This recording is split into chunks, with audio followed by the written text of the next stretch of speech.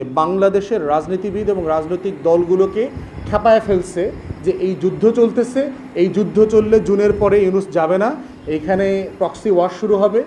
Proxy war শুরু হবে কি হবে না এটা তো আমরা নিজেরা আলাদা করে আলোচনা করব, সেটা ভারতের বুদ্ধিতে আলোচনা করতে হবে কেন।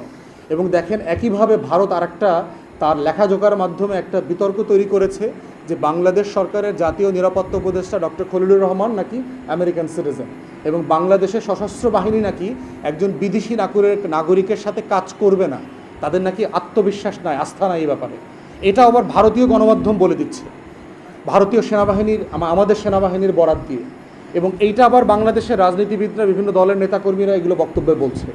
প্রশ্ন হচ্ছে আমার স্বাধীনতার প্রশ্ন, আমার সার্বভৌমত্বের প্রশ্ন, আমি আলাদা করে আলোচনা করব। এটা ভারতের গণমাধ্যমের শিখায়া দেওয়া বক্তব্য তো আলোচনা আমার করবার দরকার নাই।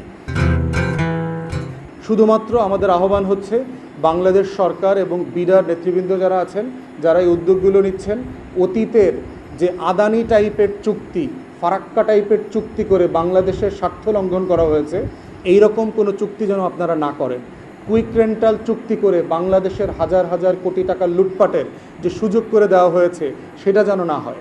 আমরা শুধু সেই জায়গায় বলছি যে আপনারা বাংলাদেশের স্বার্থটাকে সবার আগে বাংলাদেশ এই প্রায়োরিটি দিয়ে এরপরে হচ্ছে এই চুক্তিগুলো করবেন, যেন বাংলাদেশে আগামী দিনে যে বন্দরের সুবিধাগুলো পাবার কথা ন্যায্যতার ভিত্তিতে সেগুলো সব কিছু পায়। দ্বিতীয়ত হচ্ছে আপনার করিডোরের প্রশ্ন।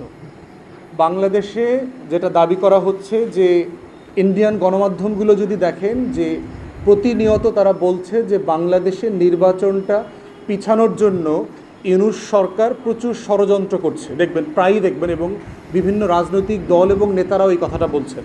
কিভাবে পিছাবে এইটা পিছানোর জন্য তারা দাবি করছেন ইন্ডিয়ান গণমাধ্যমে এই সোকল, দেখবেন কিছু মানে পেইড রাইটার আছে ভারতের, যারা বাংলাতে এবং ইংলিশে লেখেন, এবং এগুলো আবার বাংলাদেশের বিভিন্ন টকশোতে গণমাধ্যমে ট্রান্সলেট করে আবার ছাপানো হয়।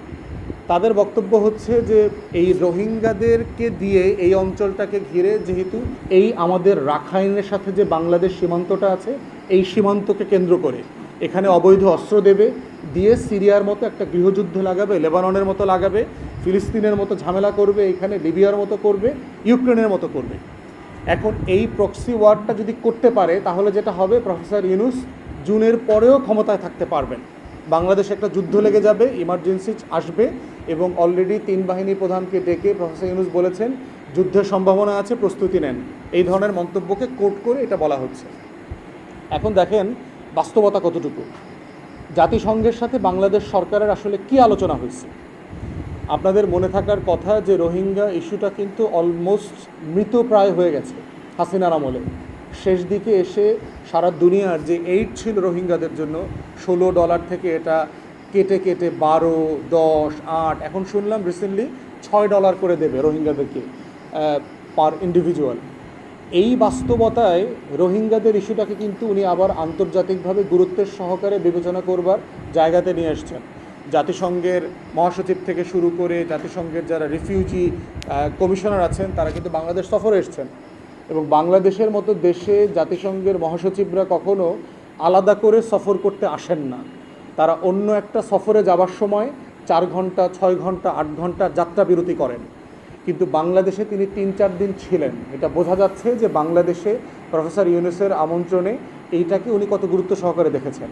এরপরে প্রফেসর ইউনূস সহ জাতিসংঘের মহাসচিব কিন্তু আপনার রোহিঙ্গাদের রেফিউজি ক্যাম্প ভিজিট করতে গেছেন, সেখানে তিনি রোজা পর্যন্ত রেখেছেন ওই দিন, এবং রোহিঙ্গাদের সাথে ইফতার করেছেন।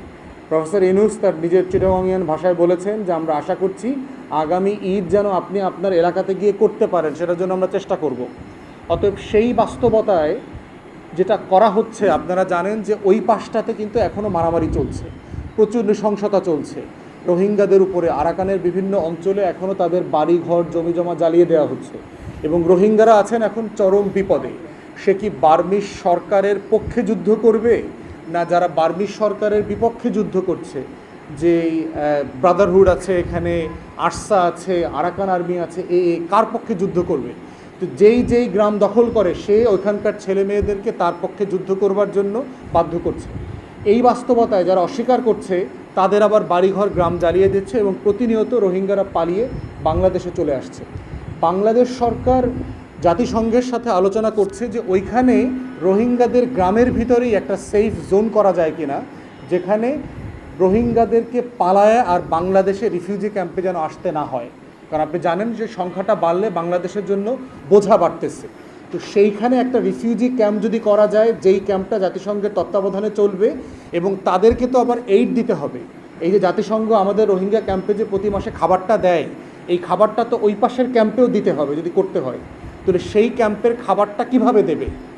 সেই খাবারটা পৌঁছানোর জন্য বাংলাদেশ সরকার বলেছে যদি বাংলাদেশে সীমান্ত দিয়ে সেখানে খাবারটা পৌঁছাইতে হয়, ওষুধটা পৌঁছাইতে হয়, সেইটার জন্য বাংলাদেশের অন্তর্বর্তীকালীন সরকার রাজি আছে এবং প্রস্তুত আছে, এতটুকু। এখন এটার ম্যানেজমেন্ট কী হবে সরকার বলেছে, সেটা হচ্ছে যে এখানে টোটাল সিকিউরিটি বর্ডার বাংলাদেশ নিয়ন্ত্রণ করবে। জাতিসংঘ শুধু হচ্ছে এইডের ডেফিনেশনে যে শরণার্থী শিবিরে কি কি খাবার যেতে পারে, খাদ্য, বস্ত্র, আপনার ওষুধ, এরপরে হচ্ছে ট্রিটমেন্ট যে সামগ্রী আছে, এর একটা তালিকা আছে। এই তালিকাটাই শুধু জাতিসংঘের ব্যানারে ভিতরে যাবে। বাংলাদেশের রাজনীতিবিদ এবং রাজনৈতিক দলগুলোকে খেপায় ফেলছে যে এই যুদ্ধ চলতেছে, এই যুদ্ধ চললে জুনের পরে ইউনূস যাবে না, এইখানে প্রক্সি ওয়ার শুরু হবে। প্রক্সি ওয়ার শুরু হবে কি হবে না এটা তো আমরা নিজেরা আলাদা করে আলোচনা করব, সেটা ভারতের বুদ্ধিতে আলোচনা করতে হবে কেন।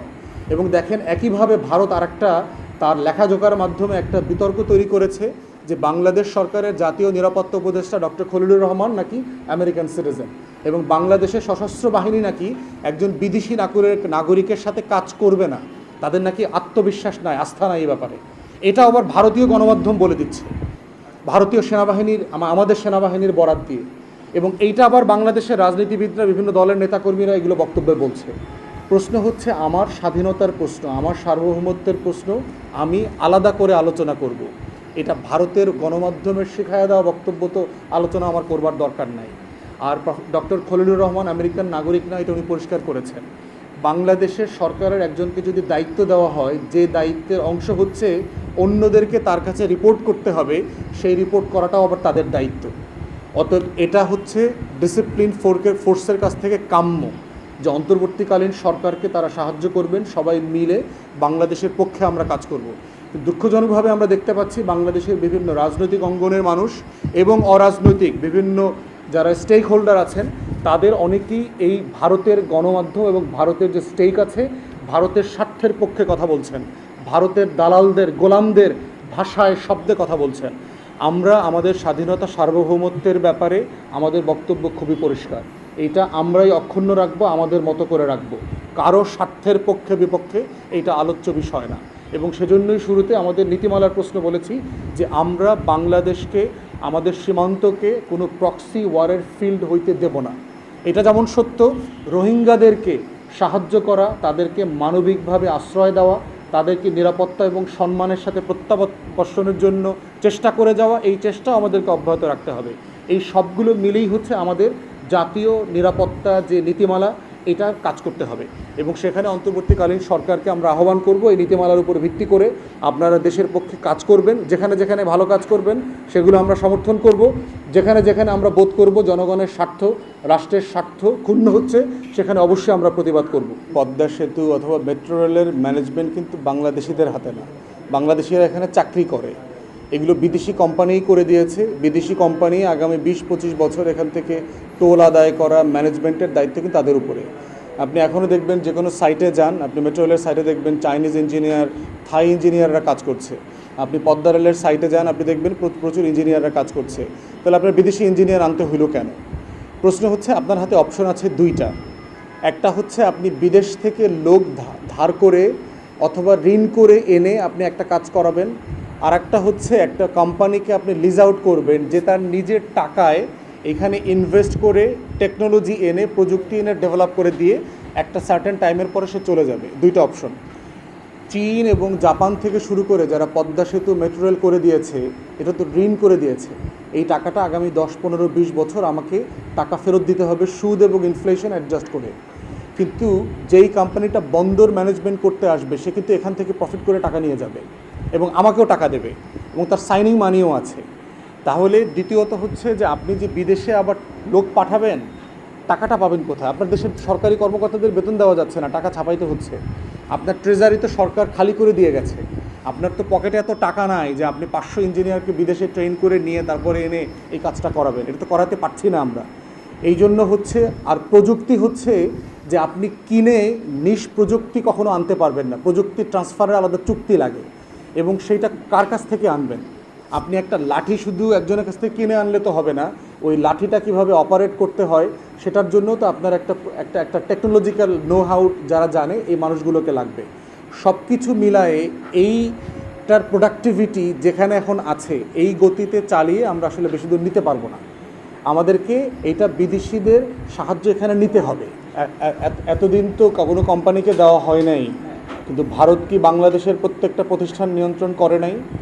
চিটাগং পোর্টে কি আমরা এই আলোচনা শুনি নাই যে বাংলাদেশের জাহাজ খালাস হচ্ছে না, ভারতের জাহাজ ঘন্টায় ঘন্টায় এসে খালাস হয়ে চলে যাচ্ছে?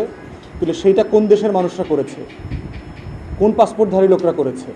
বাংলাদেশিরা করেছে না? তাহলে প্রশ্ন হচ্ছে, এই ষড়যন্ত্র, এই বাস্তবতাগুলো আপনি আলোচনা করে শেষ কনক্লুশনে আসতে পারবেন না। দিন শেষে হাইটেক কোম্পানি যেটা হবে পারফরমেন্স ডেলিভারিতে চলে যাবে, তখন আপনি দেশের মানচিত্রের আলোচনা আসবে না যে আমার কোম্পানি এইখানে কত দিনের ভিতরে মাল কন্টেইন করতে পারতেছে, খালাস করতে পারতেছে। সেই পারফরমেন্স ডেলিভারির উপরে ভিত্তি করে হচ্ছে আপনি এটা করবেন। তারপরে হচ্ছে রাষ্ট্রের প্রত্যেকটা ইনস্টিটিউশন, যে কি ইনস্টিটিউশন যে পয়েন্ট আছে, এই সিকিউরিটি পয়েন্টগুলোকে দেখভাল করবার রাষ্ট্রের গোয়েন্দা সংস্থার কাজ আছে।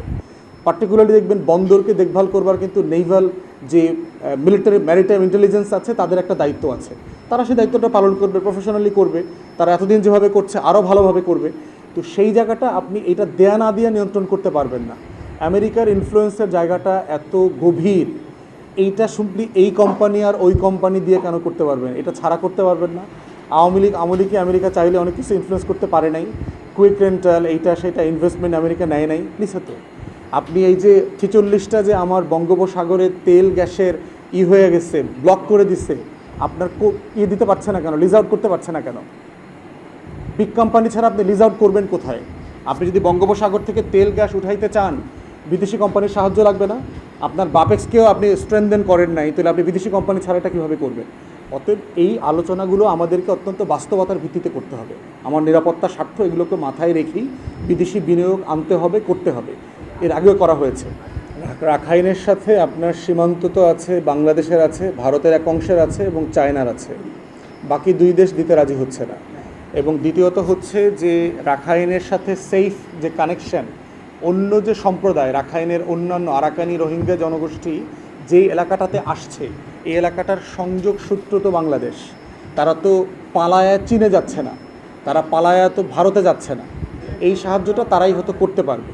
সেক্ষেত্রে এই আলোচনাটা এখানে আসছে, বাট এই কনসার্নটাও উঠতে হবে যে শুধু বাংলাদেশ কেন, ভারত কেন সাহায্য করবে না, চায়না কেন সাহায্য করবে না? এখন বাংলাদেশের কনটেক্সটে তো আমরা দেখেছি রোহিঙ্গা ইস্যুতে চায়না এবং ভারত এর আগে সাহায্য করে নাই। এখন তারপরও ডিপ্লোমেসি চালায় যেতে হবে। জাতিসংঘকে আমাদের তরফ থেকে বলা যেতে পারে যে একই প্যাসেজ আমরা কম্বাইন্ডলি করতে পারি কিনা মিয়ানমারকে প্রেশার করার জন্য। কিন্তু মিয়ানমারের সাথে চায়নার সম্পর্ক এতই ভালো এবং সেই সম্পর্ক করতে বাধ্য করা যাবে কিনা আসলে সেইটা এখনও ইয়েট টু সি, আর কি দেখার বাকি আছে। নির্বাচিত সরকার অনির্বাচিত সরকারের বিষয় না, বিষয় হচ্ছে দেশের অর্থনীতিকে আপনি হোল্ড করে রাখবেন কিনা। যেমন ধরেন এখন জলাবদ্ধতা তৈরি হচ্ছে না বাংলাদেশে বৃষ্টিতে, তো অন্তর্বর্তীকালীন সরকার বলল যে ভাই এই জলাবদ্ধতা সার্ভ করার দায়িত্ব তো আমার না, তো এটা নির্বাচিত সরকার এসে করুক। তারপর হচ্ছে আপনার ওই যে বজ্রপাতে 16 জন মারা গেল, তো বজ্রপাতে কে মারা গেল না মারা গেল এইটা দেখার দায়িত্ব অন্তর্বর্তীকালীন সরকারের না, এটা নির্বাচিত সরকার এসে করবে। ঢাকা শহরে অনেক ট্রাফিক জ্যাম, ধুলাবালিতে ধুয়ে গেছে সব, সিডর হচ্ছে, বঙ্গোপসাগরে সাইক্লোন হচ্ছে, তো অন্তর্বর্তীকালীন সরকারের কিচ্ছু করবার দরকার না, এটা নির্বাচিত সরকার এসে করবে। তাহলে সরকার কি করবে কি করবে না, আপনার জীবনের কোন অংশটা বাকি রাখবে বলেন? অর্থনীতি তো আপনার জীবনের চালিকা শক্তি। এই অর্থনীতি যদি না থাকে, আপনার ব্যাংক যদি না থাকে, আপনার যদি জব তৈরি না হয়, আপনার বন্দরে এক্সপোর্ট ইম্পোর্ট না হয়, তাহলে নির্বাচিত সরকার এসে কোন কাজটা করতে পারবে? এবং এই কাজগুলো তো চলমান, এমন না যে পাহাড়ি ঢল 2025 সালের মে মাসে শুরু হয়েছে। পাহাড় থেকে পানি তো আজকে থেকে পড়ে না, প্রতি বছরই পড়ে।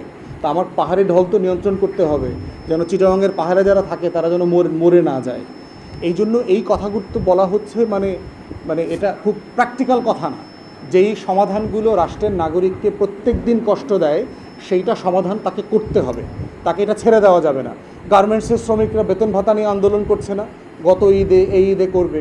তো এখন নির্বাচিত সরকার এসে তো বলতে, অন্তর্বর্তীকালীন সরকার এসে বলতে পারে, ভাই গার্মেন্টস তো আমি বানাই নাই, আমিও বন্ধ করি নাই, তাহলে তাদের বেতন ভাতা নিয়ে আমি কাজ করবো না, নির্বাচিত সরকার এসে করবে।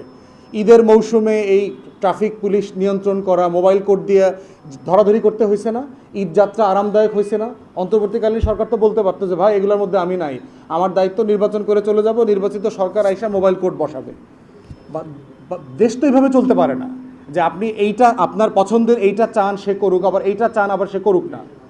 রাষ্ট্রের জন্য যেটা করণীয় দেশের স্বার্থে, মানুষের স্বার্থে, সেইটা অন্তর্বর্তীকালীন সরকারকে কন্টিনিউ করে যেতে হবে।